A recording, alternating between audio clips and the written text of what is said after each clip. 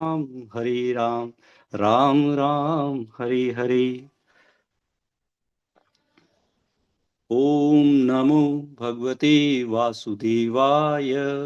ओम नमो भगवते वासुदेवाय। ओम नमो भगवते वासुदेवाय। मद एक बंधो मत संगीन मद गुरो मत महाधना मन निशातार का मद भाग्य मद आनंद नमोस्तुते।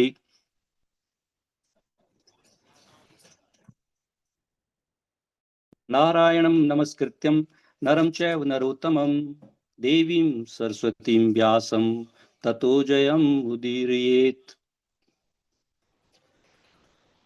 दशप्रायेषु अभद्रेषु नित्यं भागवत सेवया भगवती उत्तम श्लोके भक्तिर्भवति नैष्ठिकी।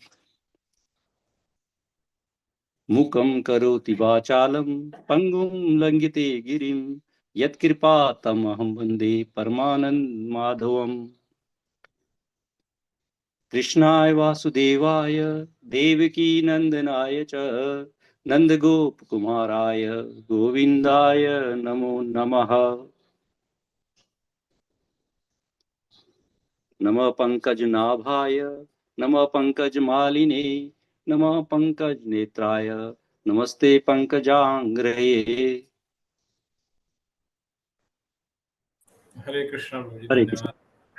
धन्यवाद प्रभु जी। हरे कृष्णा, सभी को दंडवत प्रणाम। धन्यवाद जी, प्रणाम। बहुत बढ़िया वाचन, बहुत बढ़िया वाचन। धन्यवाद के पात्र हैं आप हम सबकी ओर से। धन्यवाद प्रभु, आपकी बहुत संगत बढ़िया का असर वाचन। है। नहीं, बहुत बढ़िया वाचन, वास्तव में अच्छा। हर शब्द जो बहुत बढ़िया सुनाई पड़ा। हरे कृष्णा, धन्यवाद। कोई भक्त ग्रुप में मैसेज डाल दीजिए कृपया करके, कक्षा स्टार्ट हो चुकी है, ताकि बाकी कोई ज्वाइन करना चाहे तो कर सकता है। तो इसी के साथ हम आज के सत्र में आप सभी भक्तों का स्वागत और अभिनंदन करते हैं। हम श्रीमद् भागवतम के द्वितीय स्कंद के 10वें अध्याय का अध्ययन कर रहे हैं।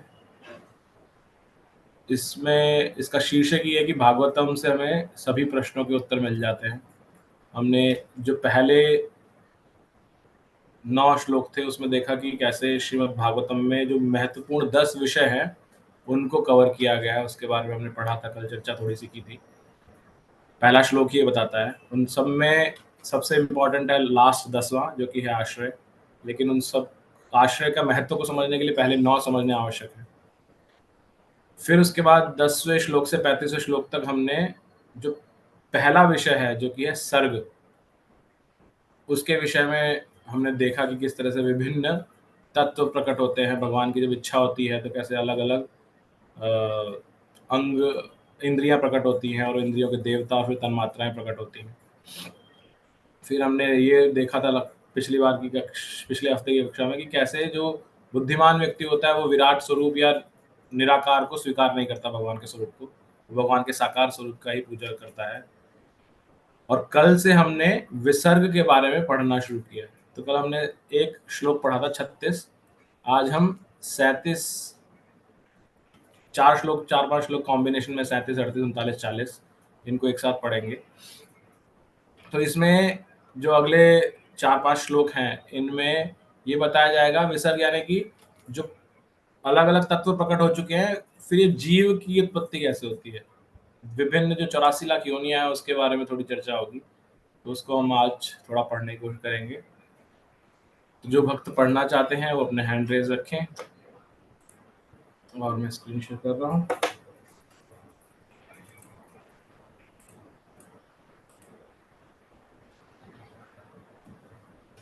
कुसुम कालिया माता जी, आप पढ़िएगा। हरे कृष्ण प्रभु जी। हाँ जी।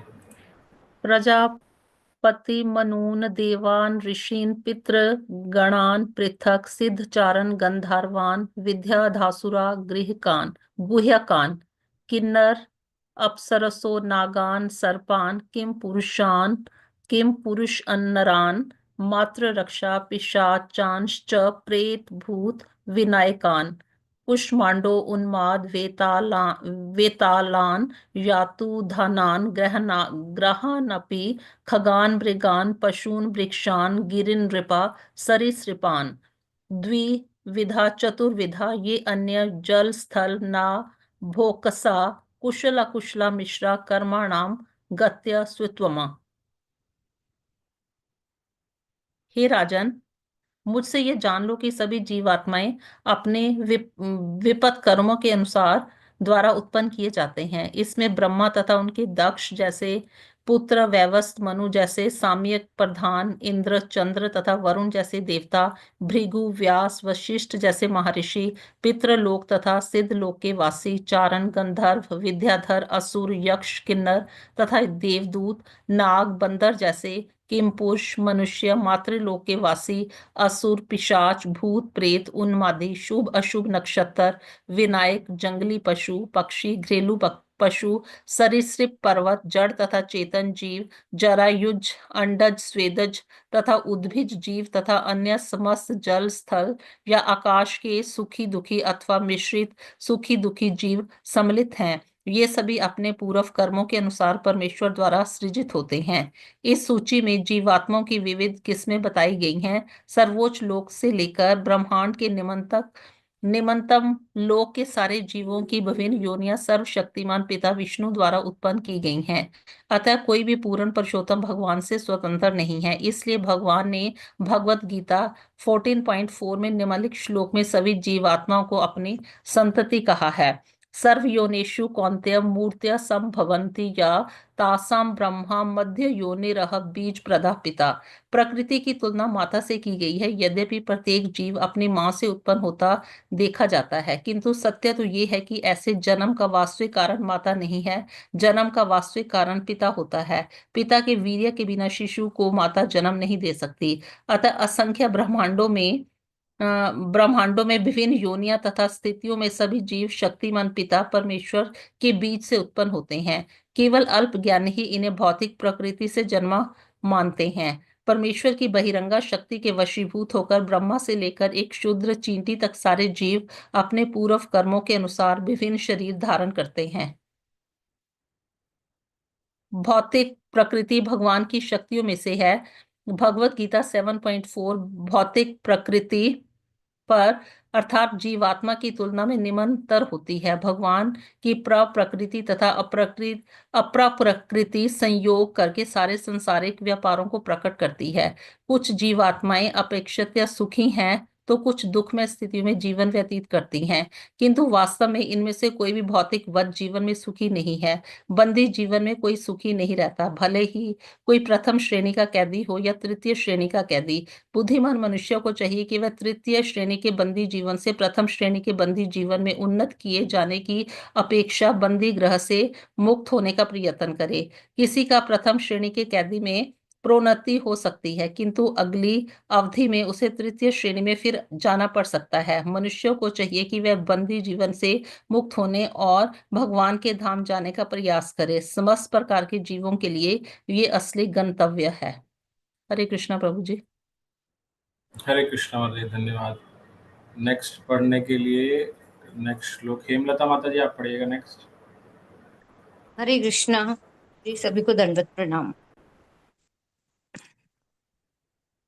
सत्वं रजस्तम इति तिस्रः सुरनरः नारकः तत्राप्येकैकशो राजन् भिन्नते गतयस्त्रिधः यदैकैकतरो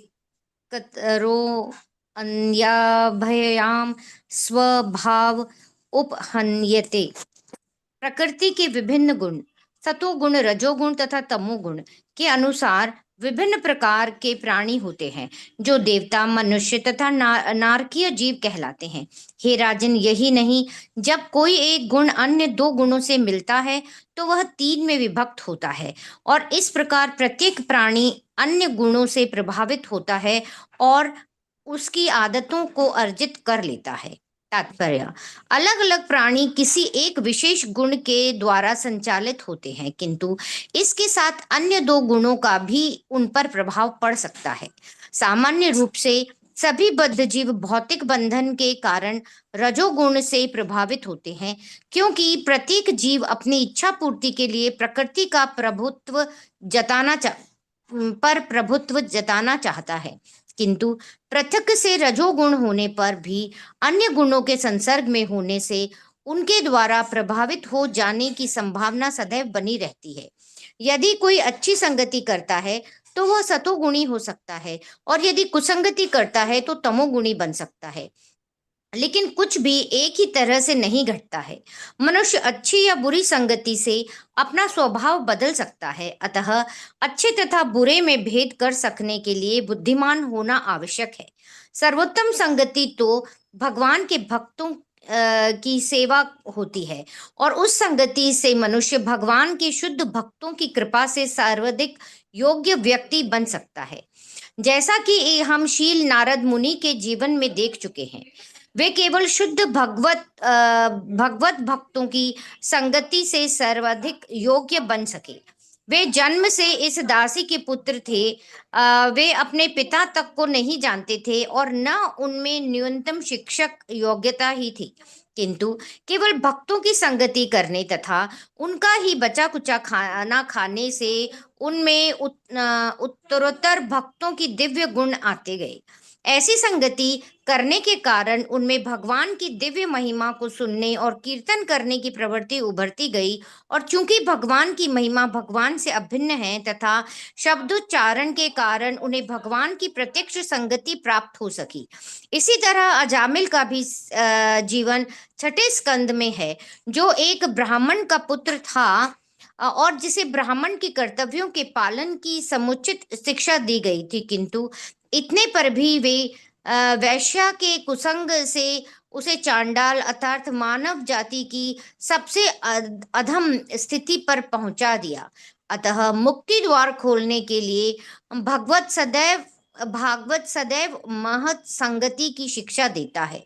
ऐसे पुरुषों की संगति करना जो इस भौतिक संसार पर अधिकार जताना चाहते हैं, नरक के घोर अंधकारपूर्ण भाग में प्रवेश करना होता है। मनुष्य को चाहिए कि महापुरुष की संगति द्वारा अपने को ऊपर उठाए। जीवन सिद्धि का यही मार्ग है। हरे कृष्णा। हरे कृष्णा माता जी, धन्यवाद। तो हमने ये जो 2 श्लोक अभी पढ़े, ये हमें विशेष तौर पर विसर्ग के इस भाग को जो प्रकट हो रहा है, विसर्ग में भी क्या है, 3 भाग हैं विसर्ग में। कैसे 3 भाग हैं? एक प्रकट होना, उसको मेंटेन करना, और फिर डिस्ट्रक्ट होना, मतलब दोबारा से विलय हो जाना, राइट।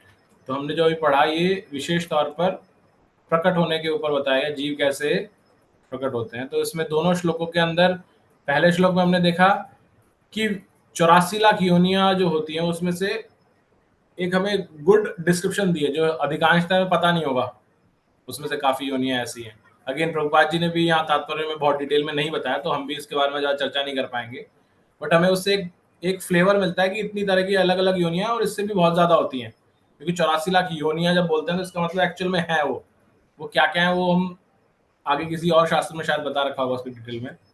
लेकिन यहाँ ये जानना आवश्यक है ये सब किससे होता है, जैसे हम बार बार करते हैं, अपने पूर्व कर्मों के अनुसार, भगवान के आदेश अनुसार हमें ये विभिन्न योनियां प्राप्त होती हैं। तो पहली चीज तो ये बताया गया उस श्लोक के तात्पर्य में कि जो भी कोई जीव है वो सिर्फ भगवान के माध्यम से प्रकट हुआ है।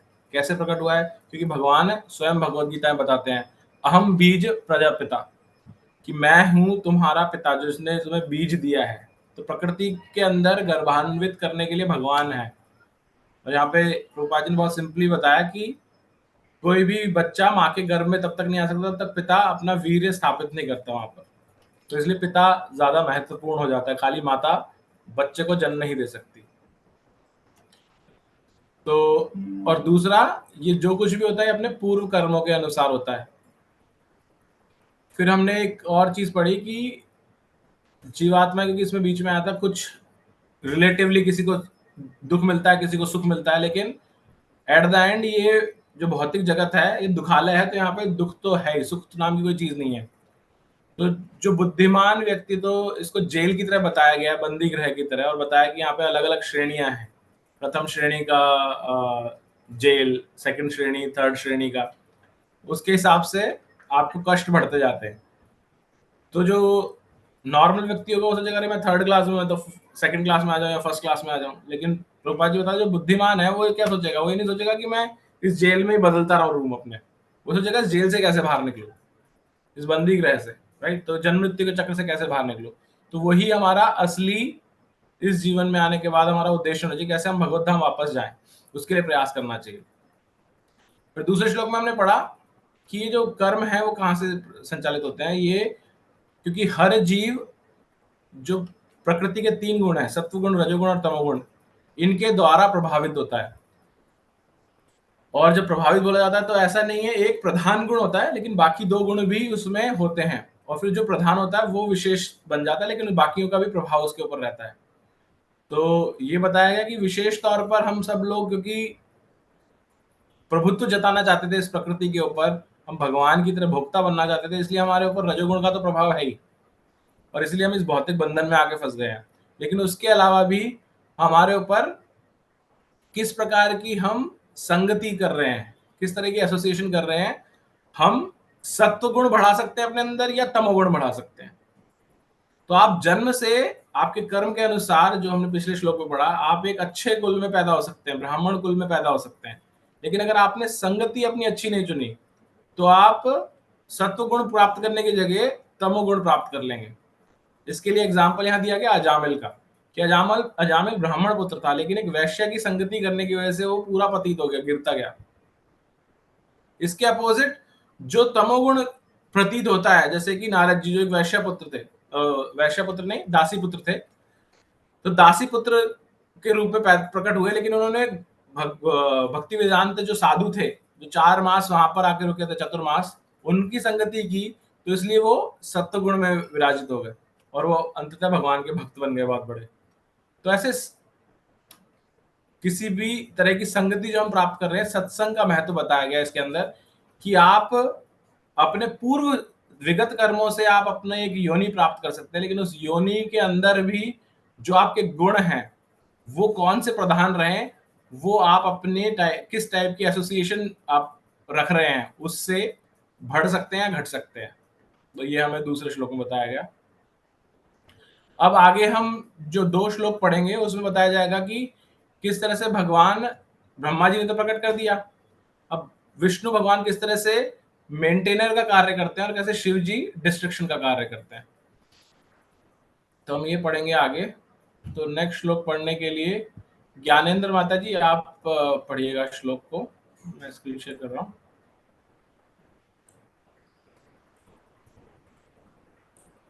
हरे कृष्णा प्रभु जी, सबको हाँ, हरे दंडवत प्रणाम। हरे कृष्णा।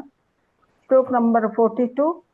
स एवदं जगद्धाता भगवान धर्म रूप धृक उष्णाति स्थापयन् विश्वं तिर्यं नरसुरादिभिः।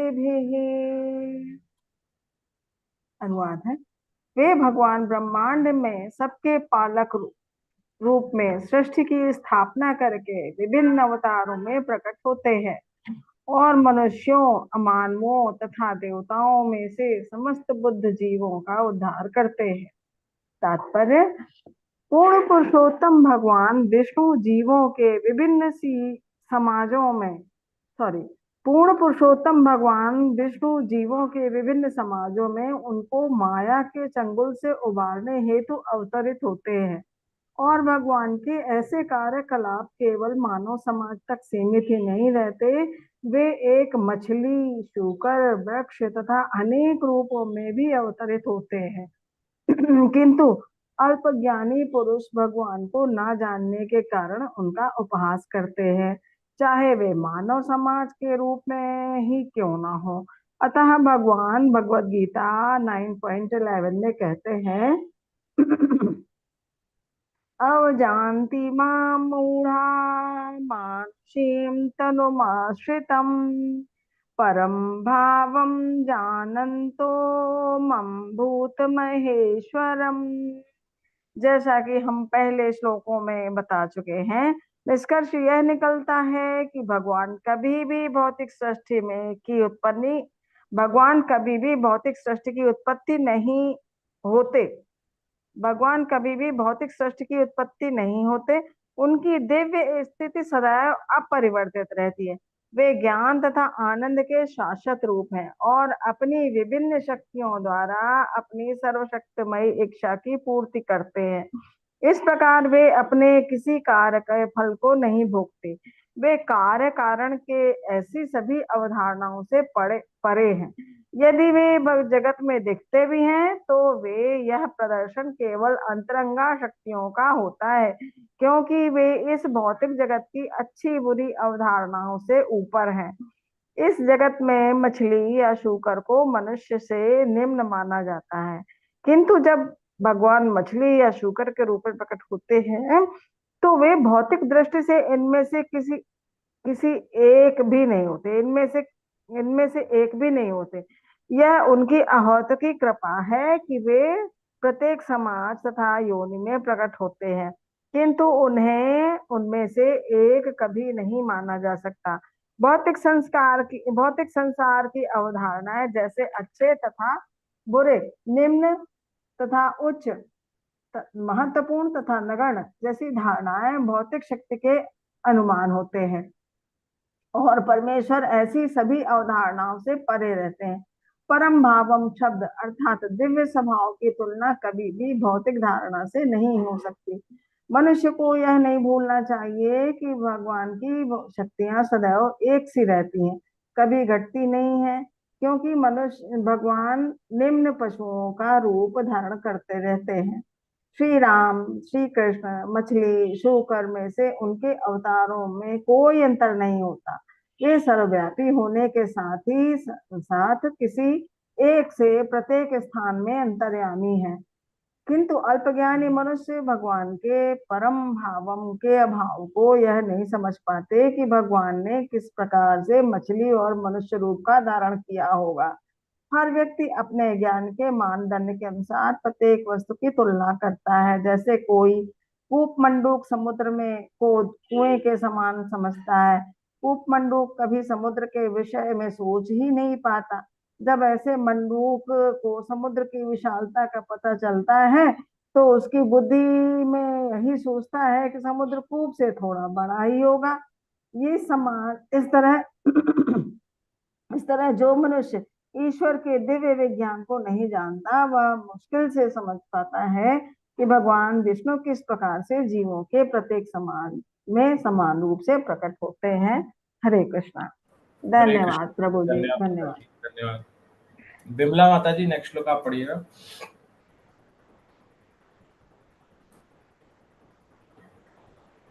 हरे कृष्णा प्रभु जी, सबको धन्यवाद प्रणाम। ततः कालाग्निरुद आत्मा यत शिष्टमिदात्मात्मनः सन्यक्षति ततः काले घनानि कमिवालनीलः।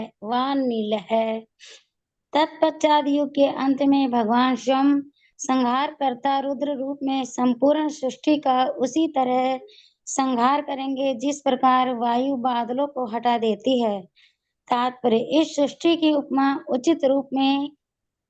उचित रूप से बादलों से दी गई है। बादल आकाश में उत्पन्न किए जाते हैं या स्थित रहते हैं और जब उन्हें अस्त व्यस्त किया जाता है तो वे उसी आकाश में अनदिखे रहते हैं। इसी प्रकार यह सारी सृष्टि पूर्ण पुरुषोत्तम भगवान द्वारा अपने ब्रह्मा रूप में रची जाती है। उन्हीं के द्वारा विष्णु रूप में पालित होती है और यथा समय रुद्र रूप में विनष्ट कर दी जाती है। भगवत गीता 7:21-20 में यह सृष्टि, इसका पालन तथा संहार अच्छे ढंग से व्याख्यात हुए हैं।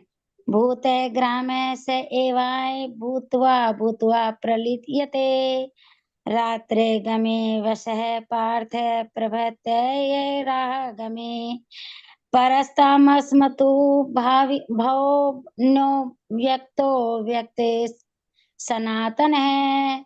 यह सर्वेषु भूतेषु नश्यतेषु न विनश्यति। इस जगत का स्वभाव है कि पहले अच्छे ढंग से इसकी उत्पत्ति होती है, फिर यह अच्छी तरह विकसित होता है और अनेकों वर्षों तक बड़े से बड़े गणित की गणना से परे स्थित रहता है और फिर ब्रह्मा की यात्री के समय बिना किसी अवरोध के इसका पुनः विनष्ट हो जाता है। ब्रह्मा की यात्री के बीतने पर सृष्टि रूप में यह पुनः प्रकट होकर पुनः पालन तथा संहार के चक्र से होकर गुजरता है। जो मूर्ख बद्ध जीव इस क्षणिक संसार को स्थायी मानता है, उसे यह बुद्धि पूर्वक सीखना चाहिए कि ऐसी सृष्टि तथा विनाश क्यों घटित होते हैं। भौतिक जगत के सक्रम कर्मों, परमेश्वर के भौतिक कारकों द्वारा प्रदत्त भौतिक पदार्थों तथा शक्ति से बड़े बड़े उद्योग, बड़े बड़े घराने, बड़े बड़े साम्राज्य तथा अन्य बड़ी बड़ी चीजें उत्पन्न करने के लिए अत्यंत उत्सुक रहते हैं। बद्ध जीव इन साधनों से तथा मूल्यवान वस्तुओं को छोड़ करके बारंबार मूल्यवान शक्ति से उत्पत्ति करके अपनी सनक को तो पूरी कर लेता है, किंतु इच्छा न होते हुए उसे इन सारी वस्तुओं को छोड़ करके बारंबार इसी तरह उत्पत्ति करने के लिए जीवन के दूसरे पहलू में प्रविष्ट होना पड़ता है।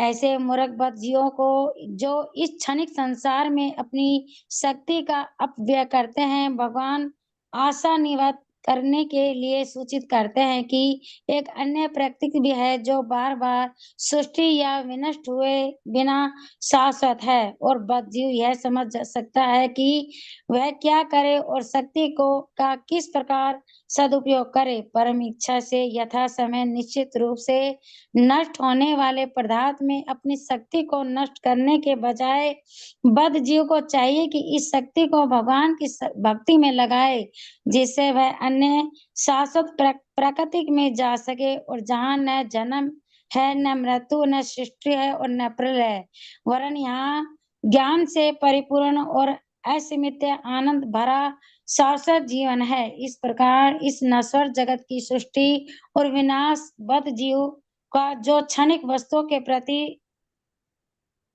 प्रभु जी ऊपर कर दो थोड़ा सा, क्षणिक वस्तुओं के प्रति आसक्त रहता है, सचेत करने के लिए ही होता है। इसका उद्देश्य बद्ध जीव को आत्म साक्षात्कार का अवसर प्रदान करना है, न कि इंद्रिय तृप्ति का जो सभी सकाम कामियों का मूल्य लक्ष्य होता है। हरे कृष्णा प्रभु जी। हरे कृष्णा माता जी, धन्यवाद। तो इन दो श्लोकों में जैसे हमने चर्चा की थी, हमने देखा भगवान ने यहाँ बता रहे हैं कि भगवान ने पहले तो सृष्टि करी ब्रह्मा का रूप लेकर के, उसके बाद विष्णु रूप में पालन किया और फिर रुद्र रूप में इसका संहार करते हैं सृष्टि का। तो जो पहले श्लोक था उसमें बताया कि भगवान कैसे विभिन्न अवतार लेकर के प्रकट होते हैं। क्यों?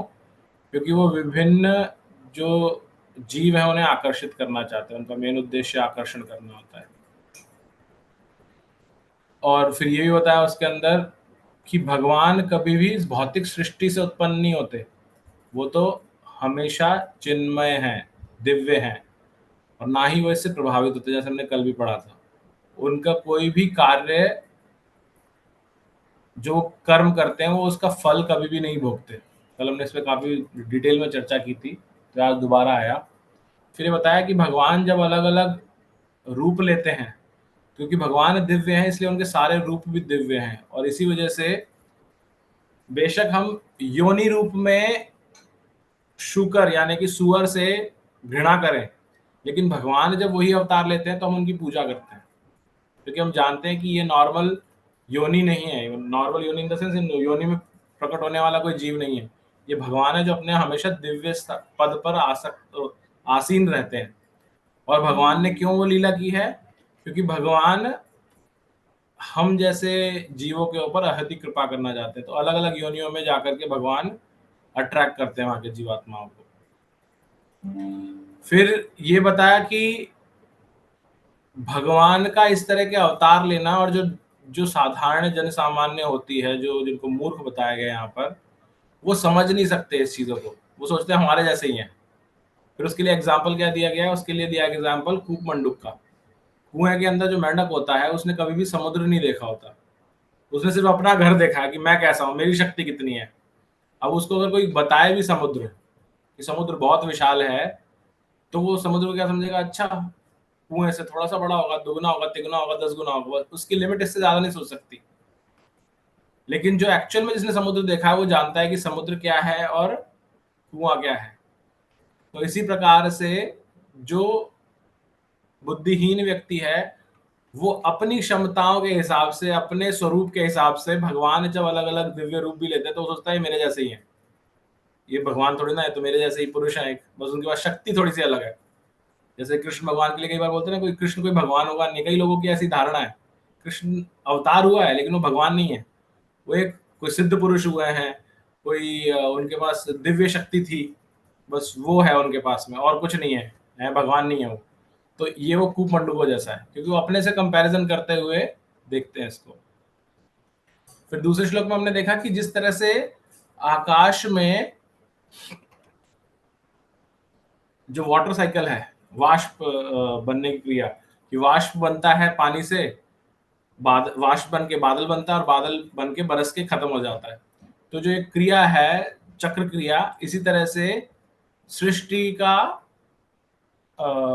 संहार जो होता है रुद्र रूप में भगवान, वो इस तरह से इन बादलों को छिन्न भिन्न करते हैं, जैसे वैसे ही वायु जैसे करती है, ऐसे भगवान सबको छिन्न भिन्न करके वापस से समा लेते हैं महाविष्णु के अंदर सभी जीवों को। और फिर जब ब्रह्मा जी की दोबारा से दिन आता है तो दोबारा से प्रकट होते हैं। समय आयु दीर्घ हो सकती है उसकी, लेकिन ये परमानेंट प्रोसेस है, जन्म मृत्यु जरा व्याधि, ये जो चक्र है ये हमेशा चलेगा, पुनरपि जननी पुनरपि मरणम, ये हमेशा चलता रहेगा। तो प्रभुपाद जी बताते हैं कि ये हमें पता है ऐसा होगा, लेकिन साधारण तौर पे जीव क्या करता रहता है, बड़े बड़े कारखाने, उद्योग और कैसे अपनी शक्ति को बढ़ाए, इस पे समय लगाता रहता है अपनी सनत पूरी करने के लिए। लेकिन ऐसा करने के बाद भी उसकी तो मृत्यु होनी है, तो वापस से खत्म हो जाएगा। तो इससे अच्छा प्रभुपाद जी कहते हैं जो बुद्धिमान है वो अपनी इसी शक्ति को, इतनी क्रियान्वित शक्ति जो है, जो उसकी क्रिएटिव पावर है, उसको इन सब चीजों को लगाने की जगह ये सोचेगा कि कैसे मैं ऐसे स्थान पे जाऊं जहां पर मुझे कभी भी वापस से इस जन्म मृत्यु के चक्कर में ना पड़ना पड़े और मैं विनष्ट ना हूं। तो वो ऐसी शक्तियों को, ऐसी उसमें अपनी ऊर्जा को जब लगाएगा तो भगवत धाम जा सकता है। और इसी के लिए भगवान ने जो आकर के हमें बताते हैं, शास्त्रों के माध्यम से बताते हैं, स्वयं बताते हैं, इसीलिए हमें बार बार वैकुंठ के बारे में बताया गया, कैसा है वो जगह, क्या है वहां पर। न तद भासते सूर्यो न शशांक पावका, ना वहाँ सूरज है, ना चंद्रमा है, ना अग्नि है, लेकिन फिर भी वहां प्रकाश रहता है। भगवत गीता में भगवान ने बताया ऐसा क्यों बताया, ताकि हमें अट्रैक्ट कर सके, ताकि हम जो मूर्खतावश इस जगत के अंदर, दुखाले के अंदर अपनी एनर्जी वेस्ट कर रहे हैं, उस एनर्जी को, क्रिएटिव एनर्जी को हम वापस जाने के लिए, उसकी ओर प्रेरित होने के लिए लगाएं।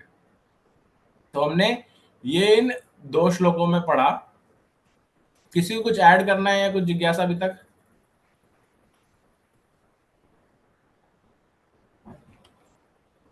ठीक है, नेक्स्ट हम देखेंगे अगले श्लोकों के अंदर कि भगवान किस तरह से ये सब करते हुए भी लेकिन इसका भाग नहीं बनते।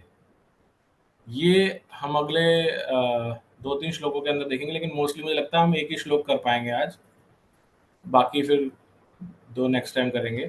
तो नेक्स्ट श्लोक पढ़ने के लिए कल्पना माता जी आप पढ़िएगा। हरे कृष्णा प्रभु जी। 1 सेकंड माता।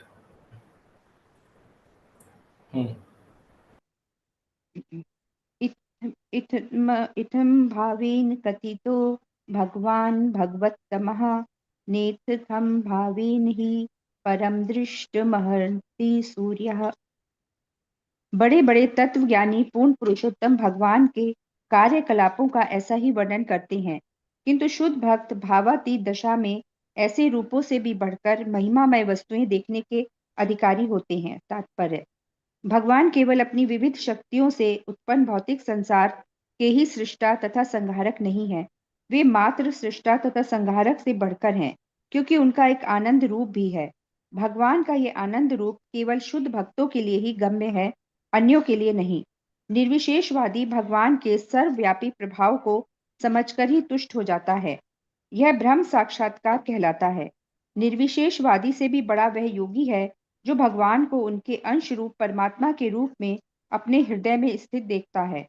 किंतु ऐसे शुद्ध भक्त भी हैं जो प्रेमा भक्ति के आदान प्रदान से भगवान की आनंद शक्ति में हिस्सा बटाते हैं। भगवान अपने शाश्वत धाम वैकुंठ लोक में सदैव अपने पार्षदों के साथ रहते हैं और अपने भक्तों की विभिन्न दिव्य रसों में की गई दिव्य प्रेममयी सेवा का आनंद उठाते हैं। इस प्रकार सृष्टि के प्राकट्य की अवधि में शुद्ध भक्त भगवान की भक्तिमय सेवा का अभ्यास करते हैं और वे अपने को भगवान के धाम जाने के लिए योग्य बनाकर पूरा लाभ उठाते हैं। भगवद गीता 18.55 में इसकी पुष्टि यूं हुई है, भक्त्या माम भी जानति यावान्यश्चस्मिन् तत्त्वतः ततो माम तत्वतो ज्ञात्वा विशते तदंतरम। शुद्ध भक्तिमय सेवा के विकास से ही भगवान के वास्तविक रूप को जाना जा सकता है और इस प्रकार उनकी प्रमाणिक सेवा में प्रशिक्षित हुआ जा सकता है और अन्यान्य रूपों में भगवान की प्रत्यक्ष संगति में पहुंचा जा सकता है। भगवान की सर्वोच्च संगति गोलोक वृंदावन लोक में संभव है, जहां भगवान श्री कृष्ण गोपियों तथा अपनी चहेती सुरभि गायों के साथ रमण करते हैं। ब्रह्म संहिता में श्री कृष्ण की इस दिव्य भूमि का वर्णन आया है, जिसे भगवान श्री चैतन्य इस विषय का अत्यंत प्रमाणिक साहित्य मानते हैं। हरे कृष्णा प्रभु जी। हरे कृष्णा माता जी। तो हमने इस श्लोक के अंदर देखा कि किस तरह से भगवान, ये बताया गया कि भगवान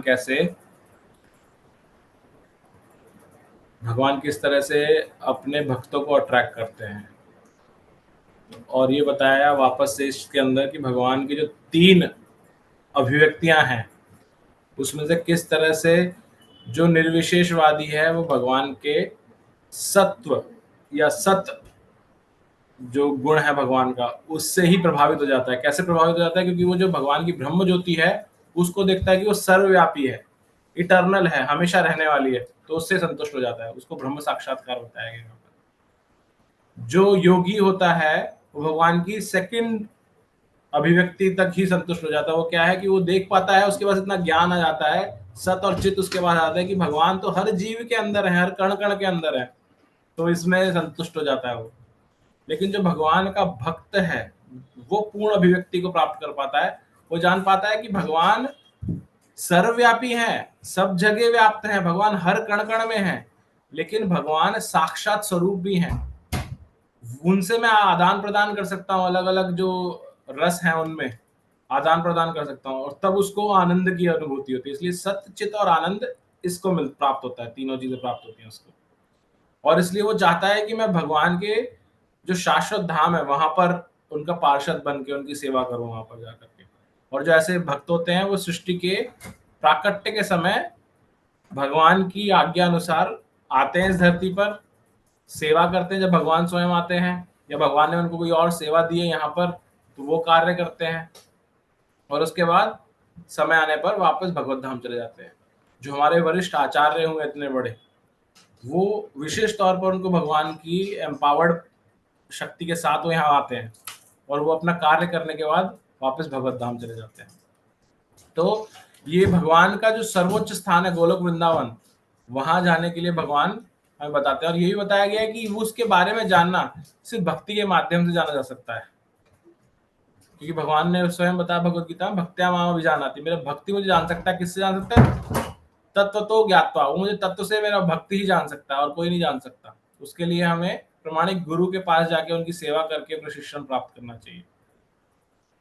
तो ऐसा हमने इस श्लोक में देखा। कल हम इसके अंदर और आगे भाग देखेंगे नेक्स्ट क्लास के अंदर। कल कक्षा नहीं होगी और अब थर्सडे को क्लास होगी।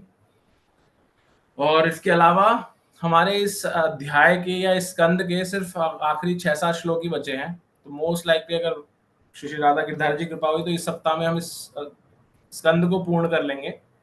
नेक्स्ट उसके बाद में हम तीसरा स्कंद प्रारंभ करेंगे। तो किसी को कुछ ऐड करना है, कोई जिज्ञासा है, तो हम 1-2 मिनट ले सकते हैं।